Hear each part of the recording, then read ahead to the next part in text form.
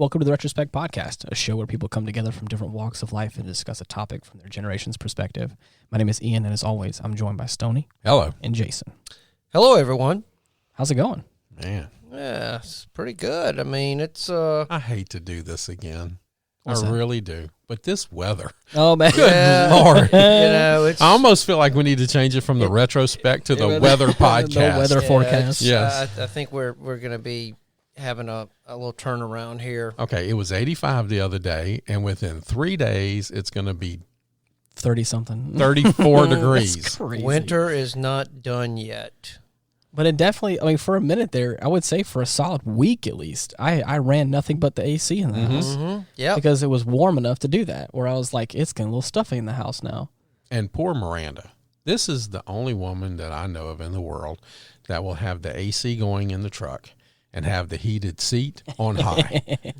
Oh, I can guarantee she's not the only one. No, probably not, No, but come on. Right, Really? right. You Well, know? if it gets down as low as what they say it's, I'm going to have to take some precautions on my greenhouse. And every great once I in don't- a while, I every once in a while, she'll try to reach over and sneak the heated seat on me to see if I'll notice. Oh, you know. And within a minute You're or like two, I'm instantly- hopping out of that yeah, seat. you're like, nah. What the what? You know, burn my buns off. Mm-hmm.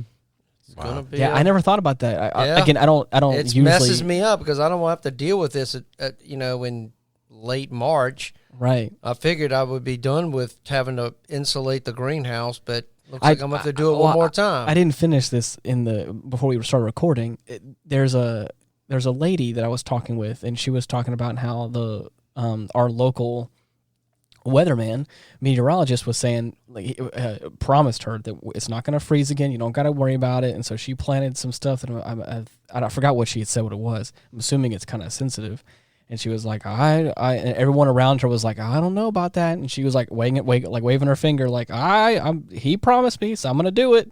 And then here we go, lo and behold, this weekend it's supposed to get pretty cold, and I can't wait to hear what she has to say about it. I have a feeling she's going to be sending him in the She's going to have to cover those plants. Yeah. I mean, because now it depends on how long it stays. You're right. Now, I don't think it's going to be there long because by the middle of the week, it's going to be back up to 85 degrees. Oh, I think we're going to be fine. I think it's going to be a neat little cold snap, maybe burn the fire pit one more time outside. Yeah. And just rock and roll. I may do that. I'm going to a parade this weekend, so You're going to be cold. I'm going to be cold. Yep. Yeah. But, wow. Okay. Well, hey guys, I got a review. Okay. Do y'all mind if I share this with y'all? Sure. Somebody I'd sent love to me hear a what review, people say about our podcast. and this is one of our avid listeners. And here we go. I just wanted to give a little review on the Life's Full of Decisions episode. I like that one. Mm-hmm. I thought we had fun on that one. Yeah. She said, I know this one was last week, but I'm a little behind. I just wanted to let you know how wonderful I think the love you have for Miranda is, that you would always include her in your decisions. Coming from a single person who is still trying to meet her match, it makes me happy to know that love like that still exists, and I might be able to find it. Would it be nice to be someone's Miranda one day? Thank y'all for the good conversation. Always enjoy listening, Sam. How nice. That's nice. Thank you, Sam. We love nice. these. Thank you, Sam. It's nice to know that even my goofiness, talking about my love for Miranda, we're Right. connecting with people. We're touching people. I think you used the word the other day in our conversation on something else. We're resonating with people. Yeah, we're resonating. Yeah. And I really like that. Well, this kind of goes back to what we talked about in the last podcast. You know, Nikola Tesla's secrets of the universe was energy, frequency, and vibration. So, Okay. maybe there is a connection I was going there. to say I'm nowhere near probably the level of Miranda. I'm not Miranda to Stoney, but I am a friend to Stoney, and I do feel like even then I still get treated, I get treated really nicely, and I think he also, probably not takes he doesn't take my consideration into decisions of his daily life, but I do think that, it's great to be Stoney's friend. So I think, it works into, I do that's all facets. I love hearing, Stoney is always talking about Miranda, and I love to hear stories of people that really connect, that really have that kind of bond. Because that's hard in today's world. It really is to find someone that you really can connect with, who kind of shares your same dreams, and Right. and just it just works. I've always said can put up with my can put up with me sometimes. Sometimes I can be, I think, too much for some people. And I live by the philosophy that in life we're all raised to believe that we can be anything we want to be. Right. If we can, why can't we just be kind? And that's how I try to treat people, with kindness and love and respect. Now, there's two sides to me. Oh, Screw it, my family yeah. and my friends, and I can show you the other side. Right. But I really prefer the stony side that can show love and admiration for people, because Right. I'm a social person. I love people. And I enjoy my relationship with both of y'all. Right. We're famous friends, and I love that. Miranda does have a special place in my heart and always will. I remember the night we met, with meeting people that she's known. A couple of people told her, "Oh, he called me within 30 minutes." And she thinks I only called 4 people. I probably called 12 people that night and said, I've met the one. And just from that day, I just knew. And I tell strangers about her, but I pick on her now and I say, well, baby, for a while there, I told strangers about you. But now I tell strangers about you and the podcast.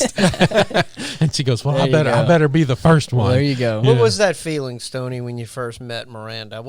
How can you describe that feeling? I mean, what was it that just kind of like, yeah, this is it? I mean, she checked all the boxes, but I felt peace in her presence. It's kind of like when in so many things in life, there's so many tensions and so much drama and so many things that pull. I just felt peaceful around her, and it allowed me to look inside of myself and look at her and go, you know what? Mm-hmm. This could be the one.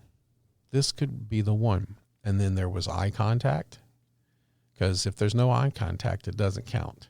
Right. And it just was peaceful from the very beginning. And everything we've been through, we joke with each other. We've had about 15 years worth of stuff in the 2 years we've been together. You're not wrong. And we're still peaceful with each other. And she didn't wear Birkenstocks. That was a big one. She did not wear. That was one thing. That's one thing he told me. He's like, that would be a deal breaker if she walked in. And then, of course, when I got there, she had a whole door side of Birkenstocks and those little. That's good. I like that. Right. But thank God, on the other side, I had just shaved off my big goatee. That was like 8 or 9 inches. Well, I'm so glad that you've met that person and you're happy in life, because that's if you can find that in life. Yes, that is true. That is a victory. And that support goes both ways. To find that woman for me, but it can be many other ways, just to have that support in my life. Right. It's amazing. It's actually amazing. Mallory and I's story is different than that, but you're right. I hope it ends like that, though. Well, no, what I'm saying is like finding somebody that can go through stuff with you, that can share the burden. I think with a lot of stuff is a big thing.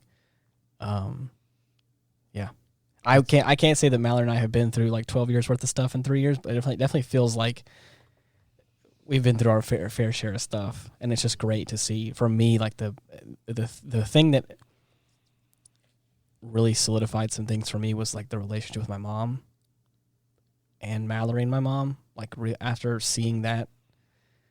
Seeing them interact together, and like it becoming like a really like they really confide in each other about some things, and they really are close. And my mom, obviously, if you're listening out there, I'm not saying this in a bad way. My mom overloves a little bit, and I've never complained about it. But you've said that on the podcast. I know, but I'm just saying, like sometimes it was like in my younger years, I was like, oh my gosh, mom. But now as I've gotten older, in my later 20s, I was like, I would have rather have a mom that loved me too much than was never there, and so, but she's also been like that to so many people, so many young people, being a teacher and all that kind of stuff. And so even extending that to Mallory in a way has been really awesome, that like, because of all of Mallory's family stuff and having my mom be there and be someone that Mallory can confide in has been super cool. All right. All right, there we go. And Jason, there's still hope for you too, ladies. Just want you to know. Yeah. Jason We're looking at single. a man who That's is right. And strapping. today he's in a tie and a nice shirt. I had a meeting to go to, so I'm in. I'm a little dressed up today. Yeah. So if we were on video, you Right. might be able to see that. But all you can do is One hear day. my voice. One day. Yeah. So, all right, guys. The topic for today, the meat of the subject, is if you could spend dinner or lunch with your top 5 people, who would they be?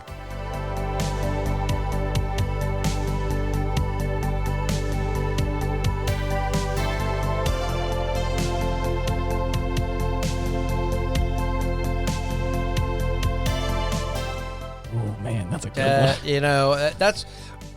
At first, I thought this would be an easy thing, but then I started writing down names, and I'm like, Yeah. there's a lot of people that I would really love to sit down and kind of like pick their brain. One of the things, and I know you listened, you were one of our listeners actually before you became a host on the podcast. And I remember the early days, the first so many episodes, there was X-Man, Ian, and myself, and there was no preparation except by one person.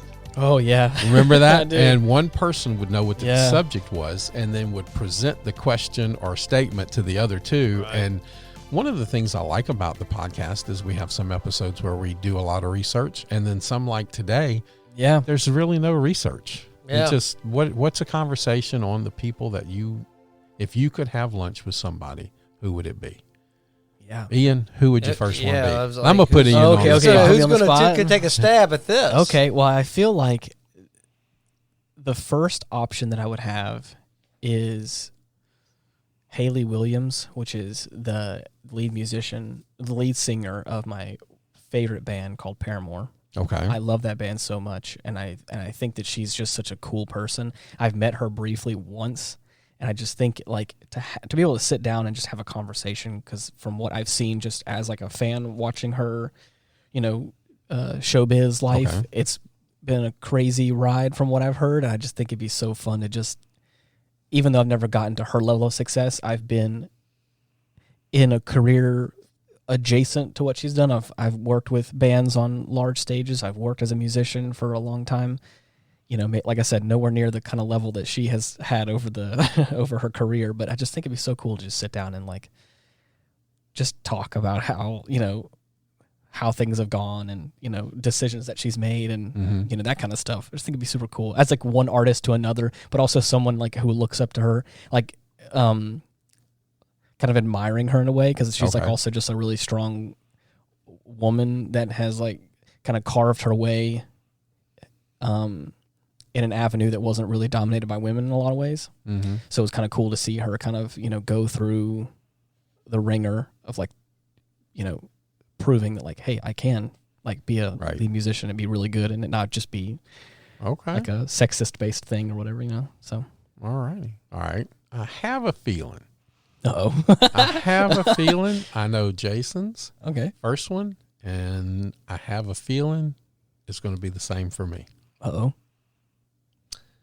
Go ahead, Jason. What you got? I mean, you can approach this. Either I can go from bottom, from like 5 up to 1. I just started with my number 1. So Let's start with number 1. Well, 1 for me is it's going to be Jesus Christ. Oh wow, that would be mine also. There you go. I mean, I would want to.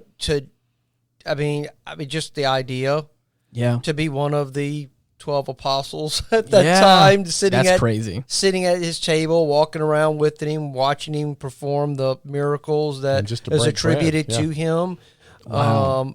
And just to kind of interact with him, what that would be like. I mean, that's kind of like, can you show me the secrets of the universe? Yes. Right. Just impart some wisdom. Wisdom. I'm sure his message would be to love your neighbor. Right. That would be what he would tell me. Mm-hmm. Because love is really the secret of the universe. Love God, love people. Yeah. Right.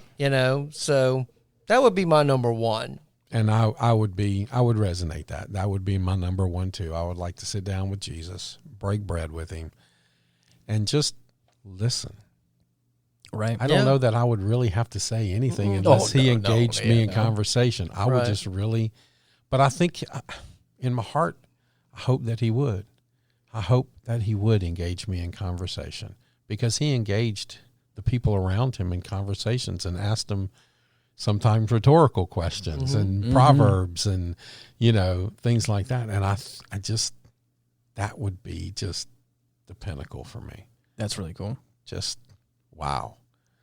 So that's awesome. Okay, Ian. Who's another one? Well, I would say my second one would be like talking about like not wanting to speak and just listen to what they have to say would be Her Majesty Queen Elizabeth II.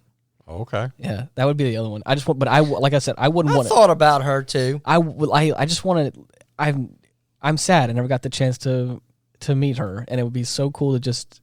Length of service. I'm Think about just everything that Canada woman saw. has made an impression on you, Ian. Stop it. It's to be able just to sit down with her. You've been to Canada? Yes, I have. For the same reason I think anybody else would kind of answer that question of like just someone that has been in her position for that long and just want to listen. I just want to sit there and listen and just say like what how has your life been different, and also in some way like how have you impacted people's lives, and how do you keep your head on straight, that kind of stuff, where it's like I just feel like that's got to be a level of stress that I can't even fathom, and also let alone for almost, or 70-ish years. It's like, man, that's Oh wow, that's see, I didn't even that one didn't even enter in my head. I thought about including her in one of mine, but there's just so many other people. You're right. I would just that's a challenge with something like this. There's so many interesting people. And you know what's funny? Here's something funny. Maybe we could do this episode again in a year, Right. and I bet you all 5 of them will be different, You're except right. maybe for me and Jason and Jesus being number one. But Right. All right, Jason, what's your next one? Well, I'm going to go in a little bit different direction now on my next one. I would like to sit down and have dinner with Nostradamus. Whoa. Ooh. Oh my gosh. Okay. Wow. Yes. Yeah. Yes. Wow. Okay. Michel de Nostradamus. There you go. So what do you hope to... I would like to know, because I think the guy's an interesting fellow with all his quatrains and predictions of the future, and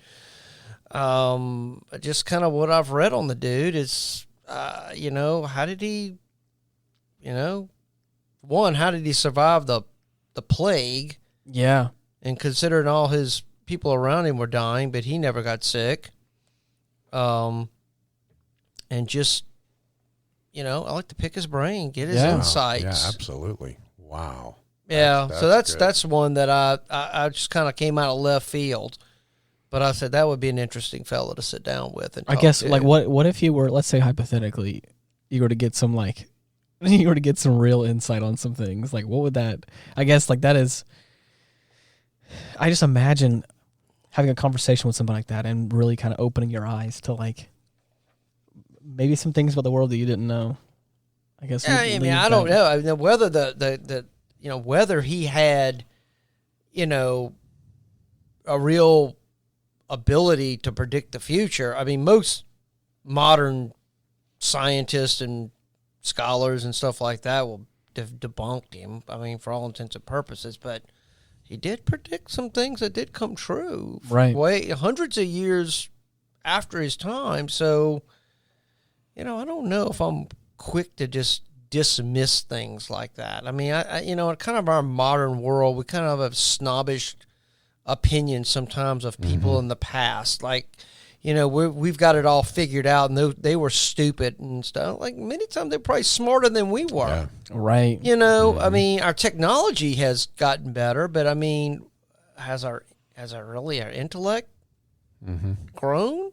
Right. I don't know if it really has or hasn't. I mean, I don't know. I find him interesting, but there's a lot of other people I find interesting too. But right. I mean, if I have to pick 5 people, No, that's think a good one. That's a good one to I go, because think I that would would be actually like to talk about him maybe Yeah. as In an an episode. episode. Yeah. Yeah. So okay, cool. What about you, Stoney? I would probably have to say the first Templar Grandmaster, Hughes de Paynes. Wow.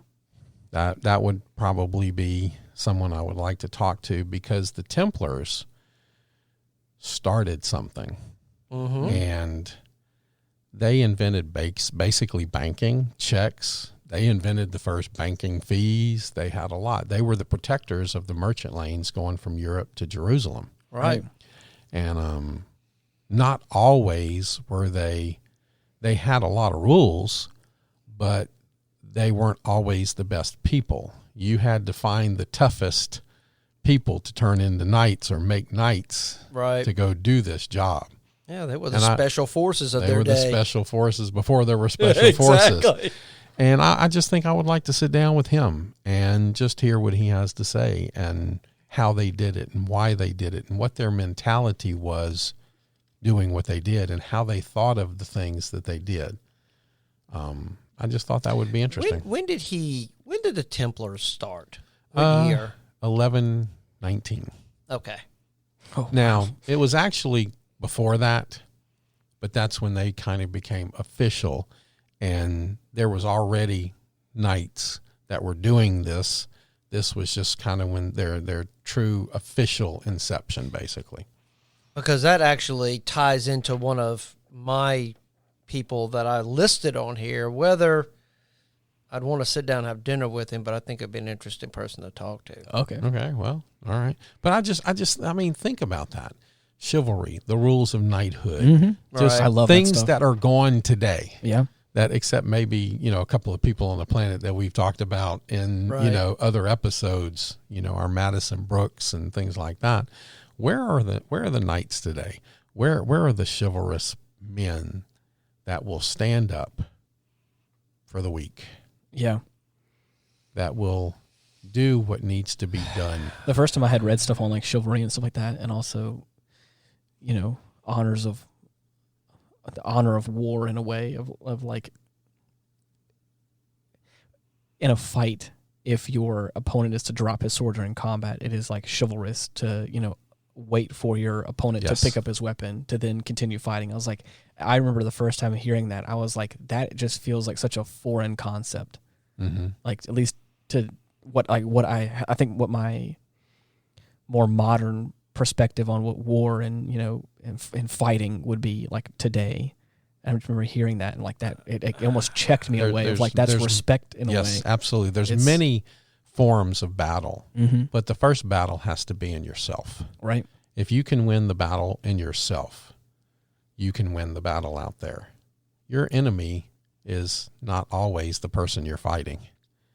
And if you can't do it with honor, and if you can't do it fairly, right, then maybe you shouldn't be called a knight. Right. I don't think there's too many knights anymore. No. Not anyone to have respect. I would that. I would like to hope that there might be a few left. Oh, I think there's some out there. I think the numbers are dwindling. Yes. I really do. I mean, I hate to say that. And I know this guy was out in left field, but hey, no, I think that's a historical figure. No. That again, just any way to be able to sit down and just like say, hey, teach me something, sure. or just I want to learn something that impart some sort of wisdom that you can show me, that I can leave this dinner going, wow, I may look at life a little differently now. Okay, all right, Ian, we're back to you. For mine would be Steven Spielberg. Ooh, I mean, I have interesting pick. Yeah, I have loved movies and filmmaking, even though I haven't watched like a ton of them. I still have this very strong pull and love for filmmaking, and even just I even as a kid, I wanted to be an actor when I was really young, and as I grew up into my teenage years, I tried, and I realized that maybe I'll come back at this later in my life, but not right now. I loved every step of the process, and after having Retrospect, the other podcast that I host, it has opened my eyes to so many new things, like so many reasons as to why I love filmmaking and why I love like acting and all and all the things that do with camera and film production. I knew that I loved it, and I knew even from the first few times I watched even like Star Wars as a child, I was like, I love this, and I don't think I fully grasp why I do. And I love storytelling. And I just the more and more movies that I've watched with that show and I've like broadened my scope, the more it is solidified. I really love storytelling, and I really love that. I also love the production of it all. I love gear. I love toys and, technology and things like that. And I love cameras and everything that has to do with all that stuff. And so the more I thought about it and I was like really ruminating on that question, I was like, Steven Spielberg has been a director that has a catalog of great movies. He does. Just like notable classics that are all super good. And there are many directors that I could choose, but I feel like he'd be the one that I would just want to ask, like, how did you do it?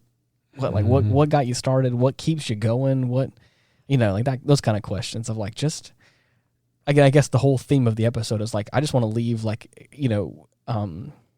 with like a fire, like just kind of lit up a little bit, going like, oh man, I just feel encouraged and I feel like I can like really move on to,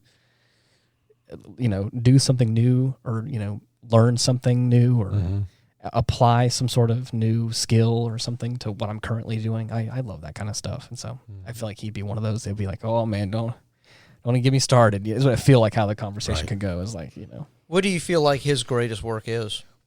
That is a hard question. Stand. That is a hard. The Stand. I mean, so look, I pulled it up just to have, we have Jaws, Schindler's List, Jurassic Park, E.T., West Side Story, Raiders of the Lost Ark, Indiana Jones, Back to the Future. I mean, like the Goonies, like there's so many. I love that movie. He also did War of the Worlds. Like there's so many here that I don't know. He also did Gremlins. Apparently he had a hand in Shrek, which is like I'm saying, like the list just goes on and on of movies that he was either involved in or had some sort of greater part in. And I don't really think I can't really just give you one right now. That's too hard. Okay. Because I've watched the majority of those for the show. I've watched everything from the Goonies to Gremlins to Jurassic Park. Those are all great movies. Yeah. So, it left a mark on me growing up. Right. Yeah. Right. I remember when those movies came out. I love Star Wars, and after learning that he also had kind of a hand in some of those, at least, or the greater workings of those, I was like, of course. I love Star Wars. Really? You've never said that before. I love Star Wars. It's my favorite. So you're more of a Star Wars than a Star Trek. Yes. Okay. I'm both. I like both of them. I like both. I feel like I have to say this just for anyone who also is a fan out there. I really do honestly love the original trilogy, and I love the prequels. We don't talk about anything past that. Okay. We don't talk anything. All the expanded universe stuff is also great. I'm talking about The Mandalorian. Great stuff. All the new movies, and we don't talk about those. But anyways, it's a bad vibe for you, huh? It's not good. Okay. Wow. It had a very different direction all around, and again, they're ubiquitously known, or at least in my circles, as not being. Well, I Not like being the Star Wars early movie. ones because it was a fight to get it done. Oh yeah. Now it's just CGI and it's so cheap. Right. It was a fight to get those early ones made. When you listen to what he had to do to get those made, come on. Yeah. That was groundbreaking. Well, it's also, I mean, it was also, I forget the time frame. It's like it came out in 1977. So you got to think like the years preceding that, he was, George Lucas was trying to make those. And it's like, up until that point, nothing quite like that had been done, besides maybe 2001: A Space Odyssey, right? Which is also very unique in its own way. But man, you got to think like using miniatures and all these other stuff. Like it's such a. You need to watch the movie AI. You've said that for the past I'm 3 telling episodes. you need to I watch know. that movie. I know I do, and I will. Who made AI? Steven Spielberg. Oh, stop it. Uh-oh. Okay, well, I guess I have I'm just to. I'm just Yeah, telling you're right. you, You're you right. know, I mean, I'll find it. And I'll watch check it. it out. Okay. It's really good. All right, Jason, your turn. It's back to me. Yes. Okay, here we go. Okay. I'm going to go with Ronald Reagan, Oh, wow. the 40th president of the United States. Wow. A man who I admire greatly. Mm-hmm. I think he did a tremendous job coming in and bringing America back from a very bad place.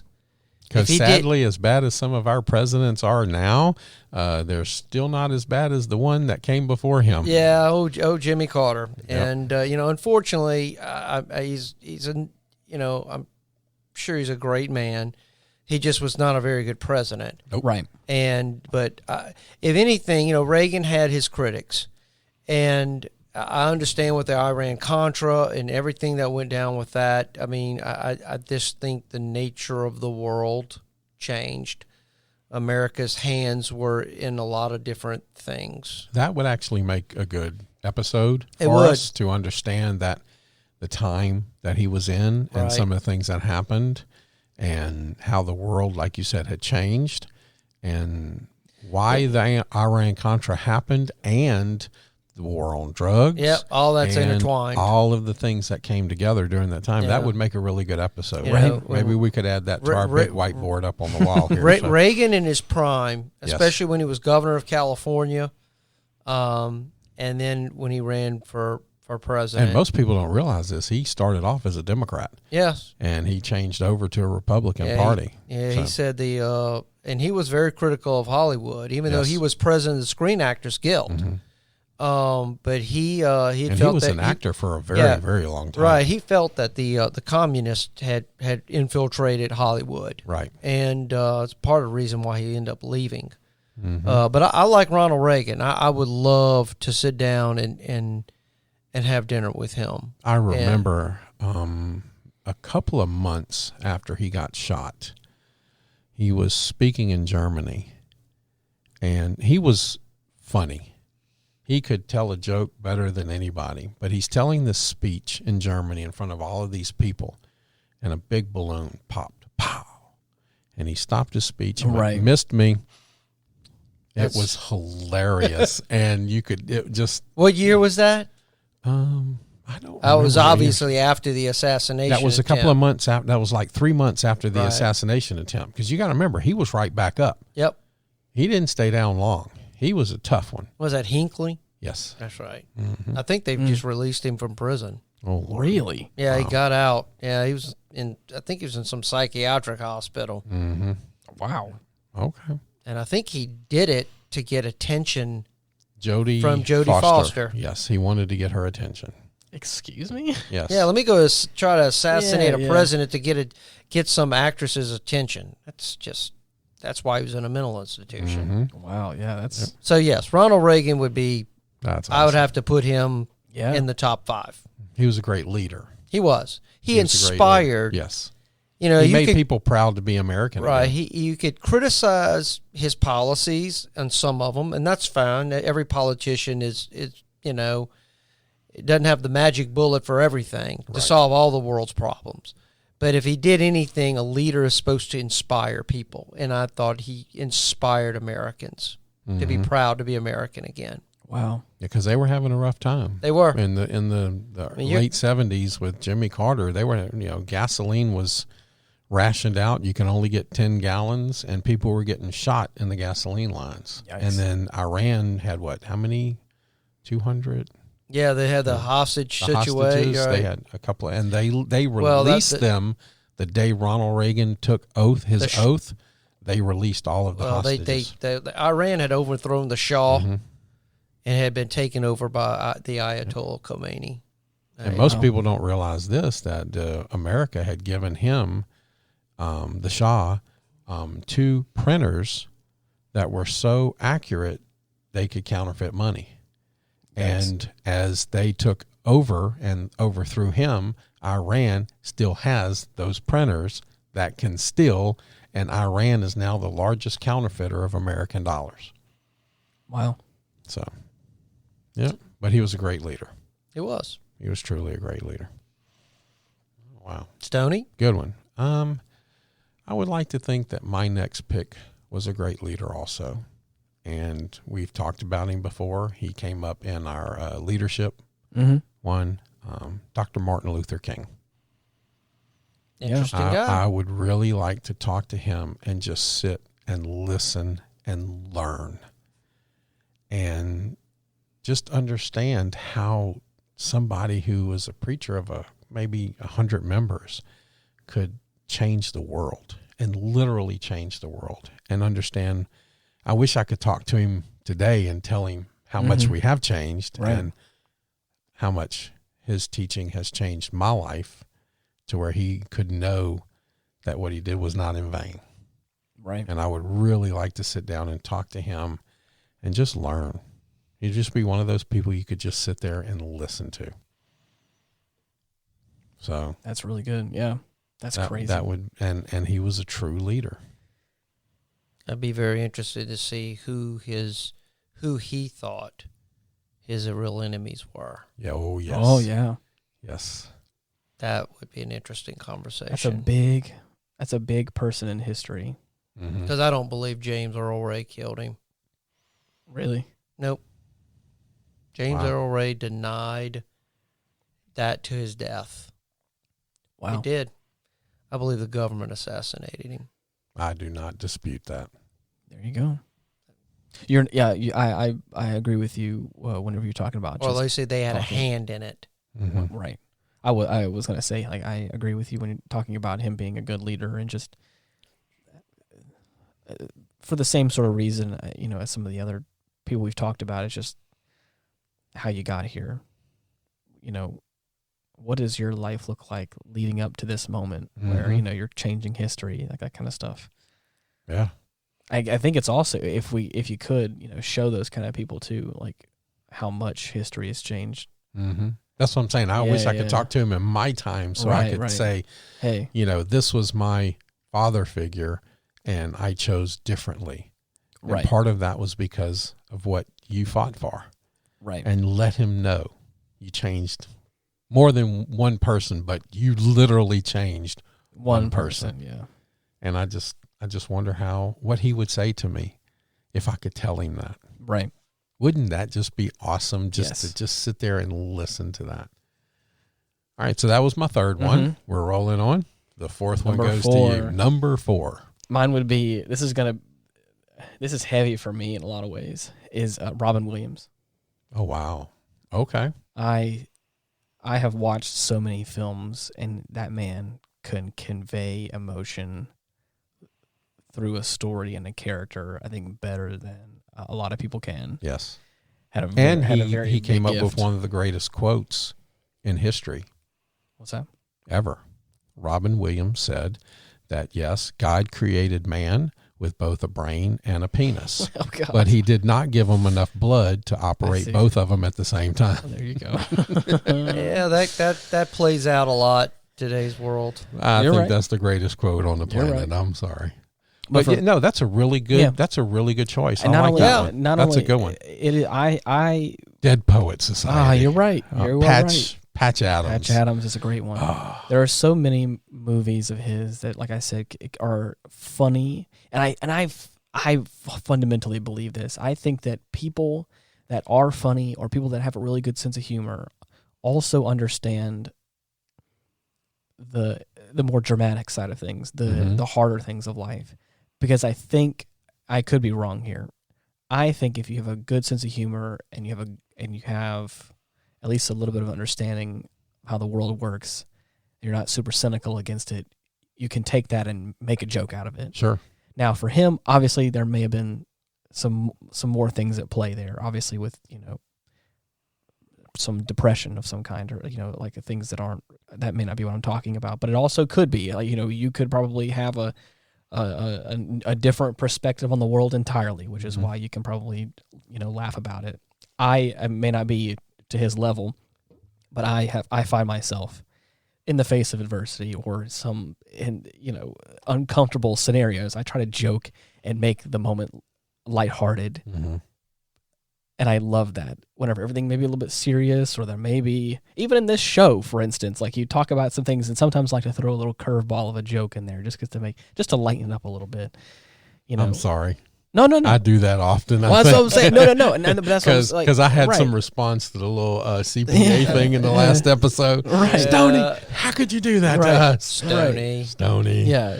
Like I said, but you're right. Obviously, and he did that really well. He could do that, and that's what I mean. As I think being able to convey emotion in such a way, he was great with the little nuances. You're right. Of his art, and I think it also for me. To bring it all back as well, again, storytelling. I think I am just a sucker for good storytelling in a lot of ways. And so to see him like with those nuanced things and to convey emotion in such a way, but also really deliver it in this wonderful story that's like, man, this is just, it's art in a lot of ways. I just wish he would have reached out and got some help. Yes. And I think that's another thing too, like sitting down thinking about just having dinner with him is also just, I don't know, if this conversation could go both ways, is maybe just to say like, hey, I know it probably doesn't change anything, and it probably won't change history, and it probably won't change the fact that he may have done what he did, but just to shake his hand and go, man, like I've learned a lot, and I've also experienced a lot of emotion and experienced art in a whole new way through your work. And it has meant a lot. Just say thank you. Thank you for you. Thank Right. you for what you've done for people, and you've made them laugh. And sometimes, Yeah. I wish we could have made you laugh in your darkest hour the way you made us laugh in our darkest hours. Right. That's great, Ian. That's amazing. I I love that. Yeah. That's a good choice. That's a good choice. I kind of wish I would have picked that one. I'm sorry. No. That's okay. I wish I would have picked that one. All right, Jason. Number 4. It's back to me. Number 4 to you. It's starting Number to really 4. it's starting to really get tight. Oh, yeah, we're getting Uh-oh. You know, it just is because there's just so many people I would want to sit down and have dinner with. Wait, but we're running out now. I'm running out of room. Well, in light of Stoney's pick. Which one? I've had 3 so well, far. I'm talking about Martin Luther King. Okay. Mm-hmm. I think I'm going to pick somebody that's, to me, was probably Martin Luther King's inspiration. Okay. I'm going to go with Gandhi. Wow, okay. Oh, wow. There you go.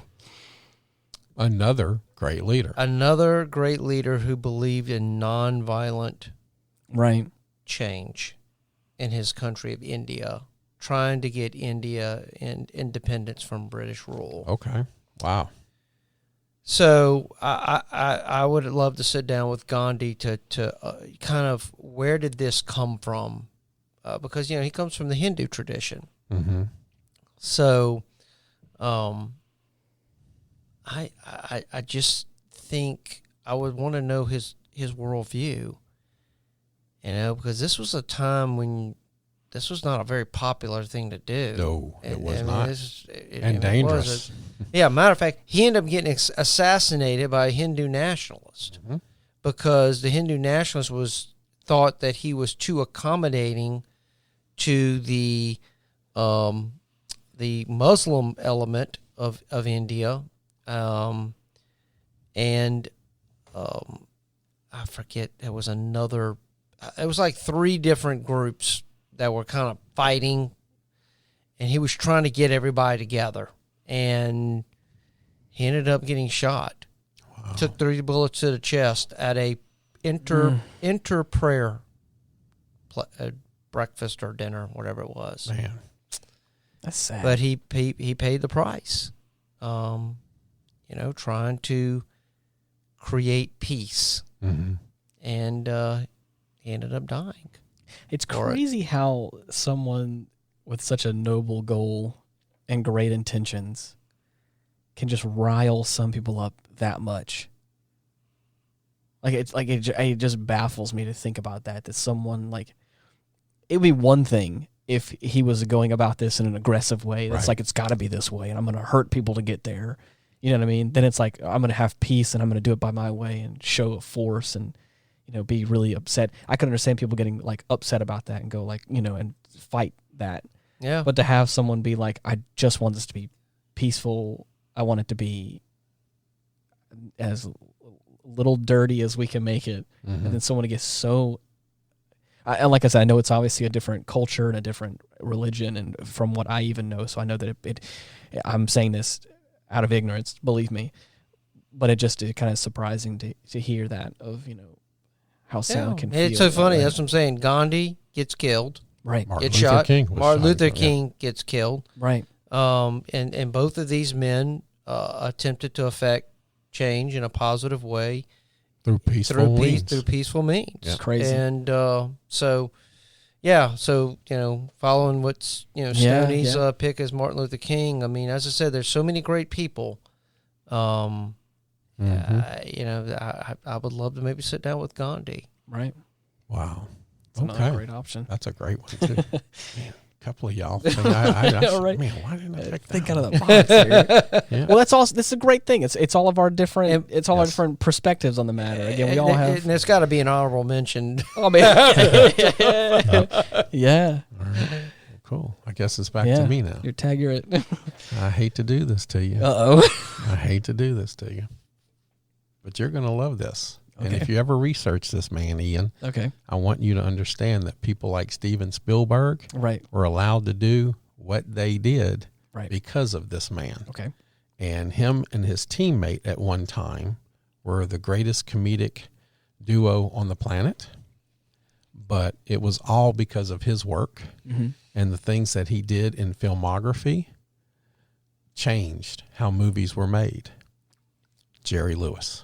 Okay. Jerry Lewis. Wow. Jerry Lewis. He did things like the second camera on top of the camera so they could watch the dailies. He invented that. That's him. Right. I did read that. He invented that because you couldn't get the main film processed fast enough because the process was different. He said, put this little bitty camera on the side. You can develop that in an hour or so, and we can watch dailies now and see how the film is going. Do we need to change anything? Do we need to do it now? Just the whole process of filmmaking, he changed. And his skits were on napkins, and Dean Martin said he did it all. All I did was walk in off the golf course, smoke a cigarette. He told me what to do. I did it. It was funny. It worked. We made a lot of money. We were famous, and voila.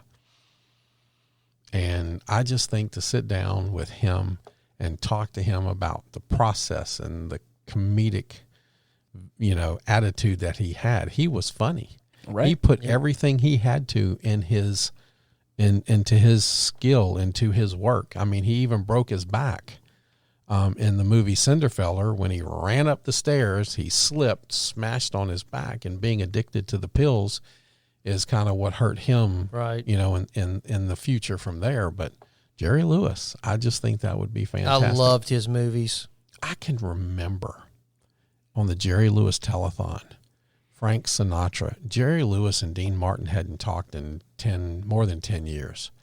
And Frank Sinatra said, "Oh, I got this guy. I got a friend who likes what you do. Hey, can I invite him out here?" And they brought Dean Martin out.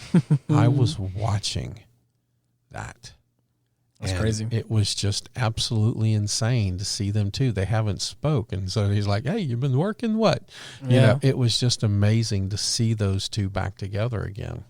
It was like What caused that rift? I think it was a little bit of jealousy, and a lot of people were pulling them in different directions, and they both were very skilled in their arts, and they just kept getting pulled away, and they let other people kind of come between them.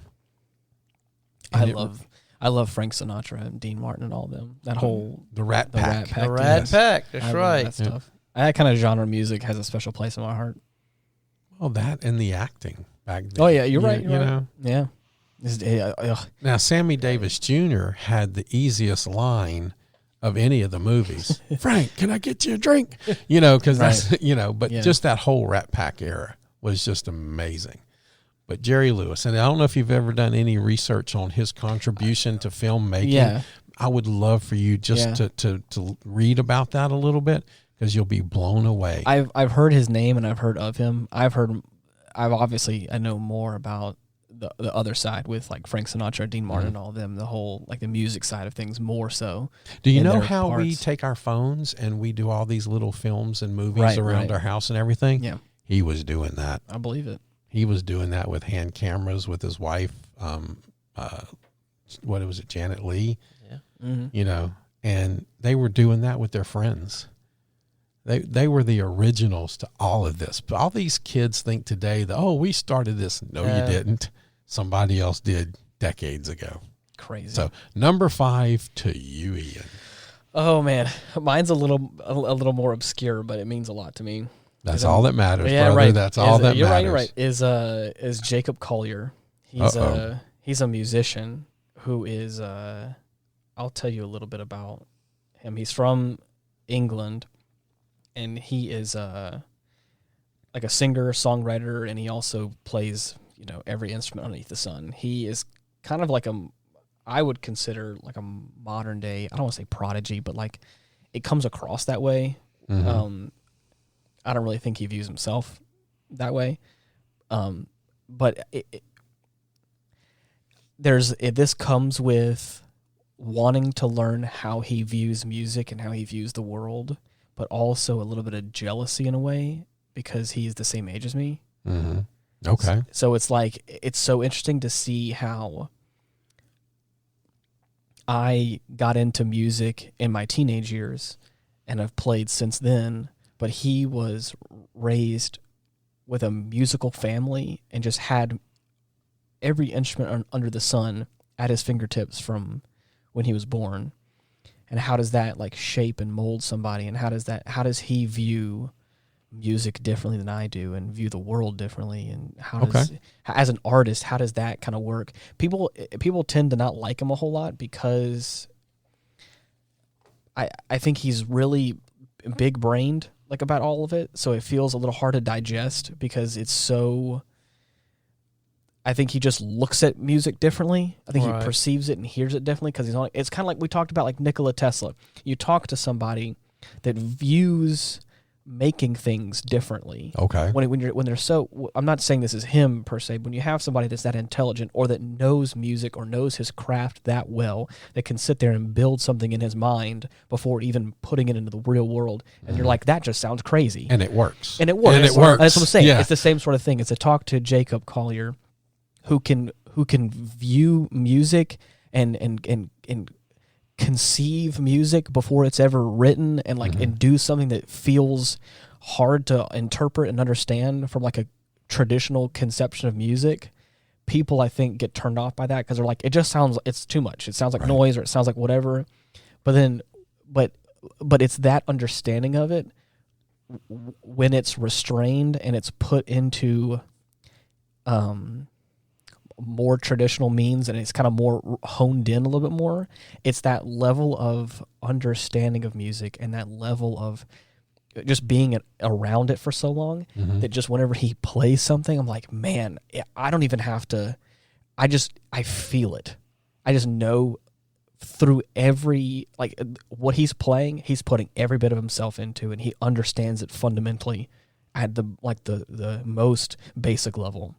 And it just translates, at least to me as a musician. I can listen to what he's hearing with a critical ear and know that like this is like, I mean, spot on, and I love it, and it's so good. It's like I said, he has some controversy because of that, and I feel like that's why. It's because of this whole.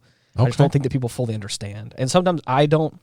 Sometimes I watch some of his videos or things he does online, and I'm like, that is way above my head. I don't get any of it, but I know that you do on a really good level. And so whenever he does play something that's on my level, I'm like, this speaks to me in a whole new way. And I just feel like having, like I said, there's also... You've mentioned him before, actually, in some of our conversations. Yeah, so I would love to just show him respect because he's also won so many awards. Okay. So many awards because of, things that he's done. Just to shake his hand and go like, man, again, same thing like as in Robin Williams. Like your art, your music has spoken to me on a whole new way. And he's a composer? He's a singer-songwriter. Yeah, I mean, yeah, he does all of it. Literally everything. He mostly plays piano and like guitar and stuff, but he can really do anything. Man, It's crazy. Like I said, a lot of it's jazzy. A lot of it's, like I said, hard to interpret. But there are some things that he's done that I'm like, man, it is amazing. But I just would also love to shake his hand and go, gee, I'm so jealous. Yeah. All right, Jason. Back to Number me, 5. Number 5. Well, I'm gonna pull out the hat. Who we talked about last week. Okay. Nikola Tesla. There you go. I was waiting for someone. Because I think the guy is absolutely fascinating. And just to sit down and to hear his ideas of different things. If he was alive today. Also, just like his perspective. What somebody would like, I would be it would be incredible.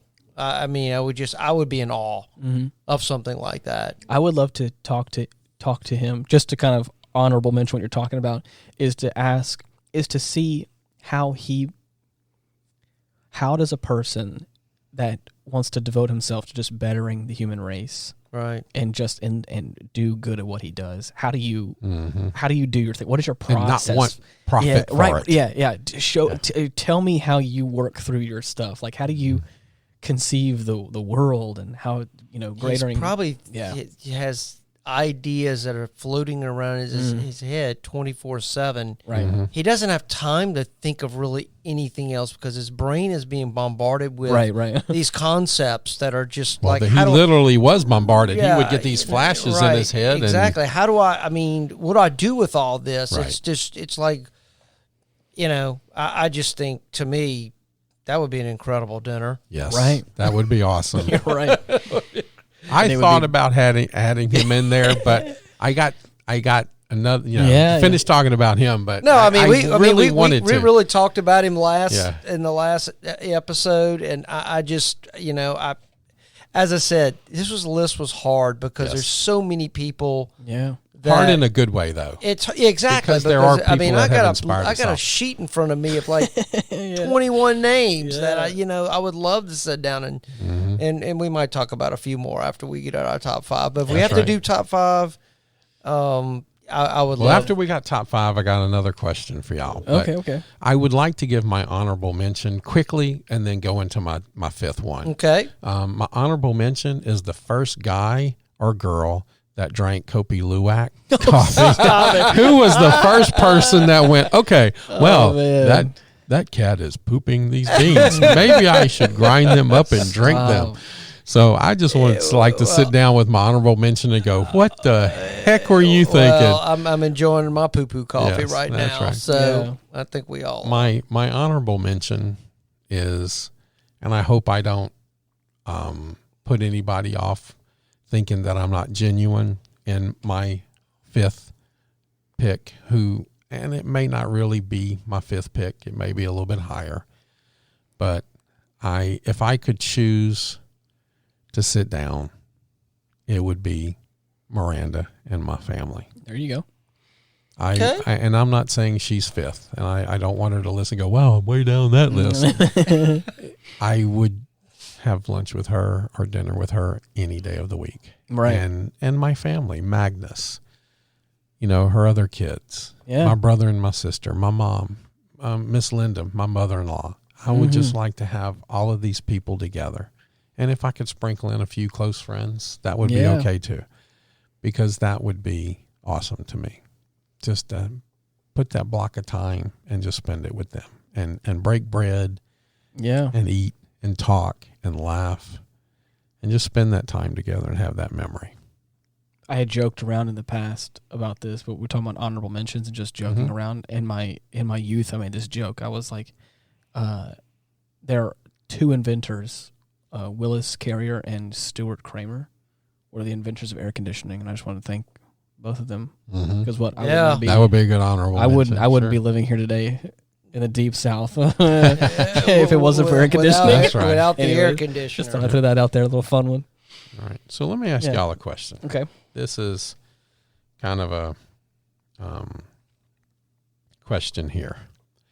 If you only had 5 minutes to live and you could only sit down with one person and speak to them and cherish the life you had left to live, who would it be? Only one? One person. That's the question. That's You not got fair. 5 minutes I only have And- 5 minutes you have left. 5 minutes to live. Yeah, 5 minutes to live. You can pick one person that you'd want to spend that 5 minutes with. and make the best of your life. This feels Who like would it this be? feels like a trap. I'm not answering that question. I'm kidding. I mean, to me, it'd be my mother. That's what Okay. that's what I'm saying. There's no way if I have 5 minutes left to live, I'm not going to talk to either Mallory or my mother. I can't have both of them. I'm not going to choose that. I can't make that decision right now. We're going to give you a pass. I'm gonna give you a pass. You get a pass. Yeah, because that could be a little trick bag for you. That's what I'm saying. I'm like, I'm not answering that question. But I mean, I'm not choosing you my know, mom it's- over my fiance. You know, because you don't want to pitch your mother versus your my your future wife, fiance. yeah. I mean, you are supposed to leave your parents and you Right. become If one I have flesh 5 with minutes, every though, spouse. I mean, So, if I had at least one last dinner with two people, the most important people in my life would probably be my mother and my fiance, and I can't choose between one or the other. We'll give you a pass. Thank Here you. you go. I appreciate you were granted said Yeah. pass. Thank you. Jason, you said your mother. yes, my mother. That she's been the rock in my life, and I'm very close to her. You know, I lost my father when I was 19 years old. Mm-hmm. Wow. So I was with her through a lot of rough times growing I can up. imagine. Yeah, that's rough. You don't have any. Do you have any I siblings? do have a sister. Okay. Yeah, I do. But my mom is, I have a bond with her, Right. and I can imagine. I'm blessed that she's still here and she's very healthy and she's very active. But yeah, my mother would be That's that awesome. person for me. Right. And Love her very I'm much. going to make everybody sick. Okay. Miranda. Of course. I'm gonna tell you, Of Stoney, course. you're gonna I'm a get broken record, right? You're gonna get all kind of like Yeah. thumbs ups and feedback. They're gonna love you. Yeah. Right. Yeah, I mean, yeah. You're the one resonating right now. Ian and I are not getting anything over here, Y'all are so sucking. we must not be saying the right thing. I don't know about that. I mean, hopefully something we said today. Hopefully we can resonate with someone today. Both, I think we you have. and I, I think Jason. we have. This is a good episode. It's fun. I know Yeah. that's a tough question, but I mean, when you think about it in life, Yeah. it's all finite. When we're your age, Ian, you think you're bulletproof and immortal. And when you get our age, especially mine, you realize that it's all about moments. And I got to hear one of the head leaders at my job, and I got to spend some time with a couple of those leaders. But the head gentleman that I'm speaking of talked about he lived his life in one way. And now that he's older and taken over the headship, the captain, more rank than that, but he's leading this ship. Yeah. He now lives his life for moments. And Right. it's those moments that he lives for. And I got to listen, and the whole time I'm listening to him speak about these moments, I'm having one of those moments in that situation. And the moments are what's important now. Those 5 minutes, the little things that we can talk about. Go ahead. Even just 30 minutes for dinner right now today meant a lot. Today was kind of a rough day, and you guys allowed me to just take a second to just have some dinner with Mallory, which was very needed right now. So yeah, you're right. It's moments like that. We love you and we love Mallory, Right. and we've been there. We know what we knew you needed that. Yep. Right. That's and important. we felt that. So Yeah. it was nice to be able to just, we had Exactly. a great conversation. Stoney's question to me harkens back to a book that I read by Mitch Albom called For One More Day. Oh, wow. And it's the book goes into a character that kind of he crashes. Obviously his life is not going well. Things have happened. He wakes. He gets up and he's go. Actually, his intent is to actually go commit suicide because his life has just completely gone out of control. And he's heading back to his hometown where he grew up, where he crashes. And he leaves there and he stumbles on and he finds the house where he grew up, and he finds his mother, Wow. who had died 10 years earlier. And the book talks about that experience and that time he got to spend with his mother Okay. for one more crazy. day. Wow. And so it's an interesting book. It really is. He also wrote The 5 People You Meet in Heaven. And a I number think of others. I think you mentioned this. Mhm. Yeah, 'cause Great, that sounds very great. familiar. They've made some stories. They've made some movies on these books. Highly recommend them. Sounds like some real tearjerkers, I bet. They are. They are very Yeah. much so. Well, They're Well, the three of us are very lucky to still have our moms Mhm. and some dads left. And it's actually, we have 3 different situations on that. We all have our moms. Mhm. And I would like to meet your mom one day, Jason. I know Oh, yeah. Ian's mom. I've known her a Yeah. long time. But I think if you would allow that, absolutely. I would like to meet your mom. Ian still has his dad. Yeah. Yours has passed. And I have a stepdad now. Okay. Yep. And I have not seen my dad in 30 plus years and have no real desire to. Wow, 30 years. Yeah.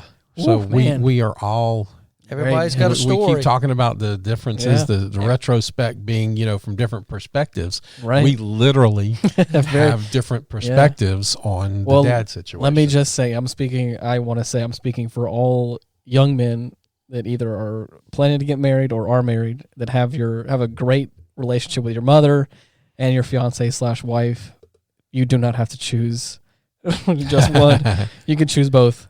Mhm. No, you shouldn't. It shouldn't be. Right, I know. I'm just Shouldn't be a choice. right. I mean, but I know, it's I know. your first priority is going to be your wife. Of course, yeah. I mean, that's just the Sure, way it's absolutely. set up, Right. and it's the way it should be. But I will never tell my mom that though. No. Of course No, not. no, I your- understand. Your Yeah, right. your mom probably would probably you're say right. you need You're to right, take you're care right. of your wife. Right. Yes. You need to Exactly. take care of your wife. Exactly. You know, I love them both. They're before amazing. there was a bunch of names, and I just want to call off a few of these names Sure. that I had written down. Just Okay. what y'all think Here, about this is the some of real these. honorable mention. Casey. here. Right. Casey's going to be one of them, isn't it? No, Graham actually, Hancock and what's his name? No, Albert Einstein. Oh, Okay. yeah. Wow. These are the names I thought were very interesting: Albert Einstein, Thomas Aquinas, Wow. Plato, Aristotle, Oh, yeah. Isaac Newton, Oh, yeah. Galileo, Julius Caesar, Oh, my God. Okay. I Yeah. would go with that one. Dwight Eisenhower, Wow. Pope John Paul II, and Pope Urban II. And the reason I mentioned Pope Urban II on your first guy with the Knights Templar, it was Pope Urban II that actually at the Council of Clermont called for the Crusades. Wow. So that's where it all began. Jeez, that's crazy. So Alexander the Great, King Solomon, wow. Yes. He's Yeah. in my top 10. King Yes. Solomon, Isaac Asimov. That is. Okay. He's an author, Okay. Oh, yes. science fiction author. All science fiction starts from him. Yes. All science fiction. Leonardo da Vinci, Yeah, Okay. dude. Definitely 100%. Wow. Marcus Aurelius, Yeah. Emperor of Rome, Yes. and I'm going to throw a really one out A there. little curveball. Imhotep, Yeah. Egyptian priest. Okay. Okay. Yeah. Have you read Marcus Aurelius's there's His a book. Meditations? Yes, Yes. I love that book. He's one of the Stoics. Yeah, of Yeah. course. Yeah. So, I've heard a lot. Right, they about say his he stuff. was the last of the good emperors of Rome because after him came Commodus, which many historians point to was the beginning of a dark period of Roman history. Right, right. And they're a lot of racked by civil war, and Mm-hmm. he was the last really probably good emperor, probably till you get to probably Diocletian. Right. But yeah, Wow, what a jam packed. yes, Man, see, I Bunch thought of I name- was thinking, yeah. this will be 35 minutes. It'll No. be 40 minutes, and here we are. Maybe you if know. we did top three. But no. Once you did Nah. top five, I was like, I know for a fact I can ramble on at least one or two of these people for a minute or two. right. So This that's is awesome. this is fun. I like this. Yeah, This this is is great great. episode, And- guys. and I Episode. want to shout out to Sam who gave us that review Yeah. earlier in the beginning of the episode.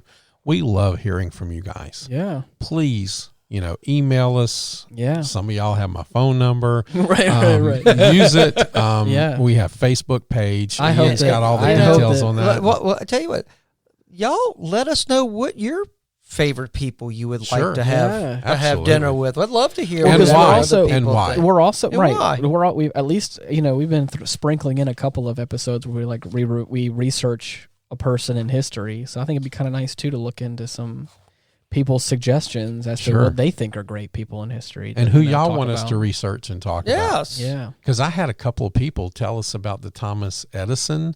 When we did Nikola Tesla, they didn't realize that Thomas Edison was killing animals. Yeah, dude, dude, it's it's They crazy. didn't realize how mean I talked this man afterwards. was. I talked to that was before PETA. I talked to Mallory like a little bit about that. I was like, I did some research on Nikola Tesla, and I learned some things that I'm not comfortable with. She's like, really? And I was like, yeah, it's kind of messed up. Anyways, but yeah, as we were saying before, we have a Facebook page /Retrospect Pod.